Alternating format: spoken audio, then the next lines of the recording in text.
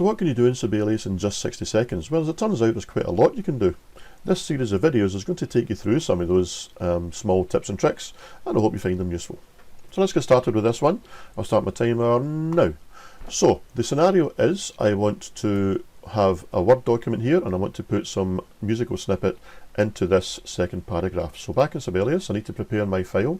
So I'm going to use from the beginning down to there. So I'm going to make that from the layout tab into a system. It's there. I don't need the text, so let me get rid of all that. And you know, I don't need the second time bar, so I'm going to get rid of that as well. That's my, also the playback line is still invisible, so I want rid of that, turn that off, okay? My file is now ready, so what I would do, I could go to the Home tab and go to the Select Graphic, or I'm just going to Alt-G is the shortcut, and I can select it from there, copy it, Control-C, go to Word, and paste.